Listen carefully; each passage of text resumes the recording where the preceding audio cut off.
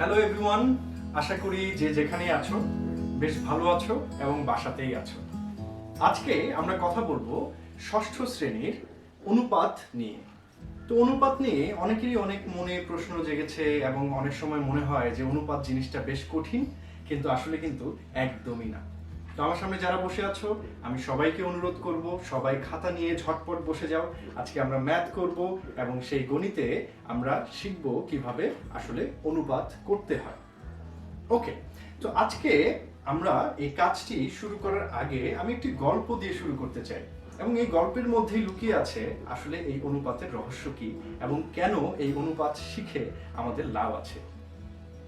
তো কয়েকদিন আগে আমার বাসায় বেশ কয়েকজন আত্মীয় আসলো, এবং যখন আত্মীয় আসলো আমার আম্মা আমাকে বললেন যে এই তাড়াতাড়ি হচ্ছে যাও একটু শরবত বানিয়ে নিয়ে আসো, তোমাদের বাসায়ও নিশ্চয়ই গেস্ট আসে, এবং যখন এই গেস্টরা আসে তখন তোমাদেরও বেশ কিছু কাজকর্ম করতে হয়।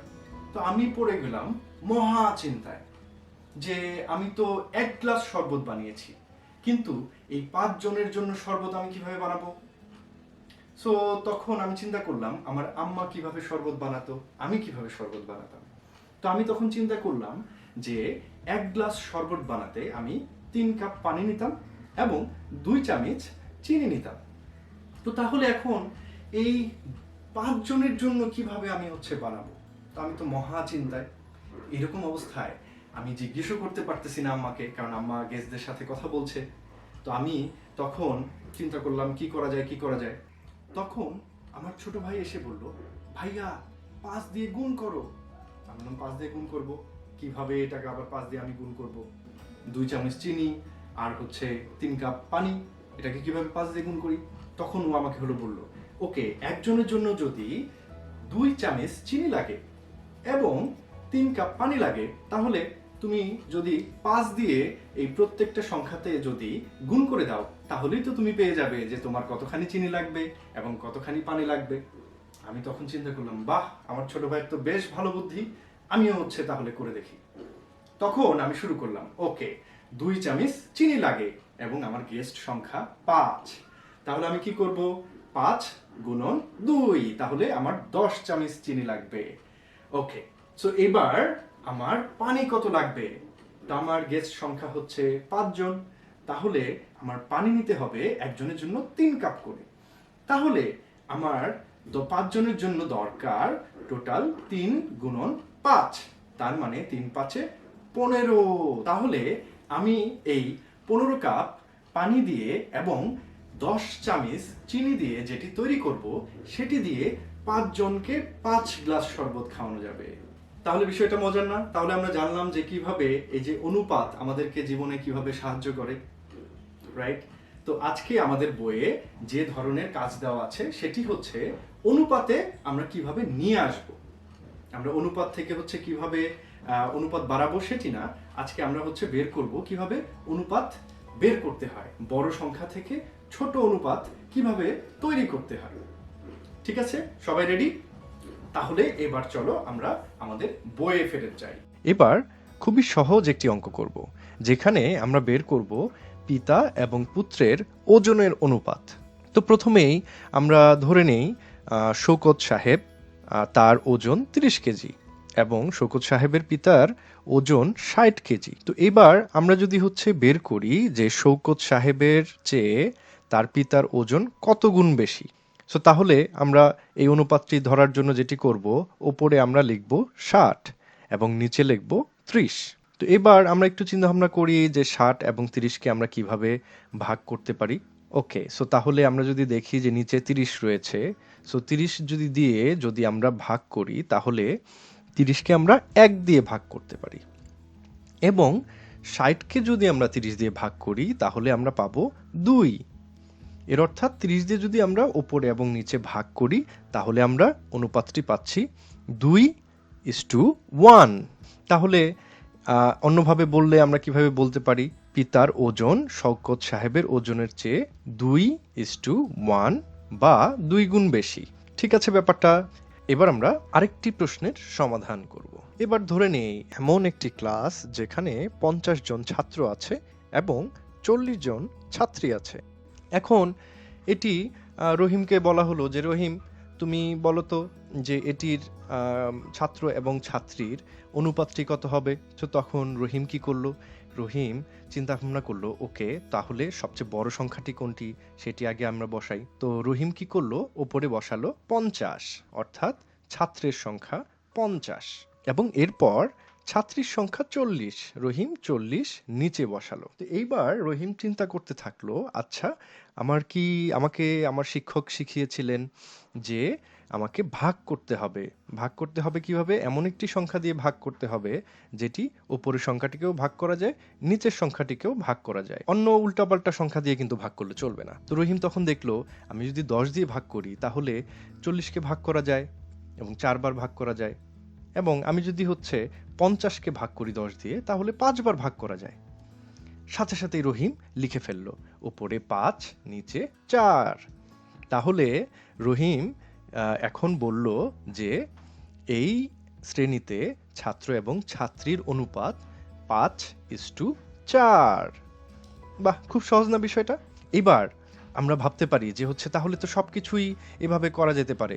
তো আমি তোমাদের জন্য একটি প্রশ্ন দেই, তোমরা দেখি যে এটা নিয়ে কি চিন্তা ভাবনা করো। এবার তাহলে ধরে নাও ভাইয়ের বয়স 3 বছর ও বোনের বয়স 6 মাস। এক্ষেত্রে তাদের অনুপাত কিভাবে বের করবে? এটি কিন্তু আমরা যেভাবে শিখলাম সেভাবে যদি আমরা করি তাহলে কিন্তু হবে না। কারণ কি? কেউ বলতে পারবে? আমি জানি যে তোমরা অনেকেই বলতে পারবে, কিন্তু এই মুহূর্তে তো আমি শুনতে পাচ্ছি না, তাই আমি বলে দিচ্ছি। এখানে লক্ষ্য করো, ভাইয়ের বয়স বলা হয়েছে 3 বছর এবং বোনের বয়স বলা হয়েছে 6 মাস। এর অর্থাৎ কি? এক জায়গায় বলা হচ্ছে বছর, আরেক জায়গায় হচ্ছে মাস। তোমরা আরেকটি বিষয় জেনে খুশি হবে যে অনুপাতের অঙ্কে সমজাতীয় হতে হয় এবং একই বিষয়ে কম্পারিজন করা যায়। তো এই ক্ষেত্রে আমরা যদি দেখি তাহলে হ্যাঁ, সমগোত্রীয়, ভাইয়ের বয়স বোনের বয়স অবশ্যই সমগোত্রীয়, কারণ বয়সটা এখানে জিজ্ঞেস করতেছে। কিন্তু এখানে যে এককটি রয়েছে, একক দেখো যে ভাইয়ের বয়সের একক চাচ্ছে বছর এবং বোনের বয়সের একক চাচ্ছে মাস। তাহলে কি একক কি এক হলো? না। তাহলে আমাদের কি করতে হবে? হয় এটাকে বছরে নিয়ে যেতে হবে অথবা মাসে নিয়ে আসতে হবে। তো যেহেতু আমাদের সবচেয়ে নিম্ন একক সেটি হচ্ছে মাস বছরের ক্ষেত্রে, তো সেহেতু আমরা যেটা করব সেটি ভাইয়ের বয়সটিকে নিয়ে আসব মাসে এবং বোনের বয়সটি তো মাসেই আছে। তো চলো এবার আমরা করে ফেলি। তাহলে আমরা লিখব ভাই ও বোনের বয়সের অনুপাত 36 মাস এবং নিচে লিখব বোনের বয়সের অনুপাত 6 মাস। এটা কিভাবে পেলাম? মনে আছে তো আমরা কি করেছি? 1 বছর সমান সমান 12 মাস, তাই আমরা 12 দিয়ে গুণ করেছি আমাদের এই 3 বছরটাকে, এবং 3 দিয়ে যদি আমরা 12কে গুণ করি তাহলে কত হয়? 36 মাস। এই তো। এবার চলো আমরা এটাকে, কি মনে আছে আমাদের যে একই সংখ্যা দিয়ে ওপরে এবং নিচে ভাগ করে ফেলতে হবে। চলো চলো আমরা তাড়াতাড়ি ভাগ করে ফেলি। তো সবচেয়ে কম যেটা 6 দিয়ে যদি আমরা ভাগ করার চেষ্টা করি তাহলে কি হয় দেখি তো। 6 দিয়ে ভাগ করলাম, 6 ওকে 6 6 6 দিয়ে ভাগ করা যায় একবার। এবার আমরা চলো 6 দিয়ে 36কে আমরা ভাগ করে ফেলবো। ওকে, 6 দিয়ে যদি আমরা 36কে ভাগ করি তাহলে কতবার যায়? 6 6 36, দ্যাট মিন্স 6 বার যায়। সো তাহলে আমাদের অনুপাতটি কত? 6:1। বাহ, চমৎকার। আই থিঙ্ক তোমরা সবাই বুঝে গেছো জিনিসটা। এবার আমরা একটু কাজে চলে যাব। এবার তোমাদেরকে আমি একটু কাজ দিব। সেটি তোমার যতগুলো বই আছে এবং খাতা আছে সেগুলোর একটু অনুপাত করো দেখি। তোমাদের সময় আছে 1 মিনিট। 1 মিনিটের মধ্যে দেখি কে কয়টা করতে পারো। ততক্ষণে আমিও একটু গুনতে থাকি যে আমার কতগুলো বই আছে এবং আমার কতগুলো খাতা আছে এবং আমার বই এবং খাতার অনুপাত কত। আমার বই রয়েছে 30টি এবং আমার খাতা রয়েছে 5টি। তাহলে এটা কিভাবে করতে হয়? আবার সেই আগের ফর্মুলায় আমরা চলে আসি। কি করতে হবে? উপরে এবং নিচে দুইটা সংখ্যাকে একটি সমান সংখ্যা দিয়ে ভাগ করে ফেলতে হবে। ওকে, তাহলে লিখে ফেলি। উপরে 30 এবং নিচে 5। 30 মানে 30টি বই এবং 5 মানে 5টি খাতা। তাহলে আমরা সবচেয়ে ছোট সংখ্যা দিয়ে আমরা ভাগ করার চেষ্টা করি। তাহলে 5 5কে যদি আমি 5 দিয়ে ভাগ করি কত হয়? 1। এবার আমি 30কে যদি 5 দিয়ে ভাগ করি তাহলে কত হয়?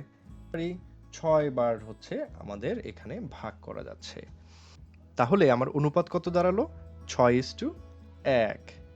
তাহলে বোঝা গেল বিষয়টা? 6টা বই এবং একটা খাতা, এটা আমার রেশিও। তাহলে বোঝা গেল বিষয়টা? আমার রয়েছে তাহলে প্রতি 6টা বইয়ে একটি করে খাতা। তাহলে বুঝতেই পারছো, আই থিঙ্ক তোমরাও হচ্ছে করে ফেলেছো। তো আজকে আমরা এখানেই প্রায় শেষ করছি। এবার আমাদের রয়েছে বাড়ির কাজ। তো বাড়ির কাজ কি রয়েছে? বাড়ির কাজ যেটি করতে হবে সেটি হচ্ছে তোমার টেবিলের, যে কোনো টেবিলের দৈর্ঘ্য এবং প্রস্থের অনুপাত কত সেটি বের করবে। যদি একটি করে ফেলো তাহলে চেষ্টা করবে আরো কিভাবে করা যেতে পারে। সেক্ষেত্রে তোমার যদি টেবিলটি মাপতে হয় তাহলে কি ব্যবহার করবে? স্কেল ব্যবহার করবে। স্কেল দিয়েই তুমি জেনে যাবে যে তোমার টেবিলের দৈর্ঘ্য এবং প্রস্থ কত।